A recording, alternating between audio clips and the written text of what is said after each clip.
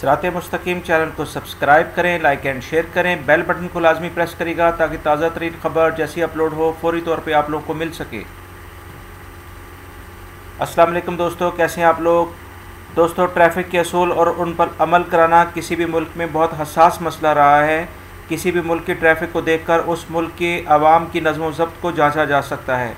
लिहाजा इसी बात को सामने रखते हुए सऊदी हुकूमत ने भी ट्रैफिक के निज़ाम को बेहतर से बेहतर करने की पूरी कोशिशें तेज़ कर दी हैं और वज़ारत दाखिला ने इस सिलसिले में ट्रैफिक के महकमे को बहुत ही वाज़ेह हदायत जारी की हैं कि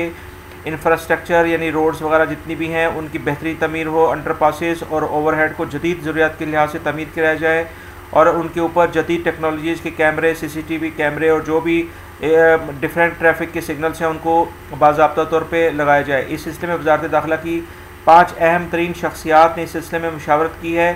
इस मशवरे में जो एक बात बहुत अहम तौर पर सामने आई है वो ये है कि जो ट्रैफिक की हद रफ्तार है उसको 120 से बढ़ाकर 140 किलोमीटर फ़ी घंटा कर दी जाएगी। अभी की नहीं है, इस पे ऊपर प्रपोज़ किया गया है कि 120 किलोमीटर से बढ़ाकर जितनी भी हाईवे के ऊपर हद रफ्तार है यानी कि स्पीड लिमिट है उसको 140 किलोमीटर फ़ी घंटा कर दिया जाएगा। इस सिलसिले में हाईवे की को बेहतरीन सूरत में तमीर होना बहुत ज़रूरी है और इस सिलसिले में सऊदी अरब में जितनी भी रोड्स हैं उनकी बेहतरीन इस वक्त कंडीशन है और उस ताकि सफ़र का जो एहसास है यानी थकन का एहसास वो कम से कम हो, क्योंकि पॉपुलेशन बहुत ज़्यादा बढ़ चुकी है और ट्रैफिक की फरावानी को बेहतर करने के लिए ये फ़ैसला ज़ेर गौर है और उम्मीद है कि कुछ आने वाले दिनों में इसके ऊपर इम्प्लीमेंट हो जाएगा और हद रफ्तार 120 किलोमीटर से बढ़कर 140 किलोमीटर कर दी जाएगी।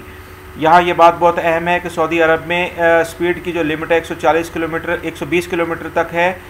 कुछ हाईवे ऐसे हैं जिन पर 130 किलोमीटर है, जैसे ताइफ से अगर हम रियाद की तरफ जाते हैं यानी ताइफ और रियाद का जो रोड है उसके ऊपर 130 किलोमीटर या 125 किलोमीटर की हद रफ्तार है,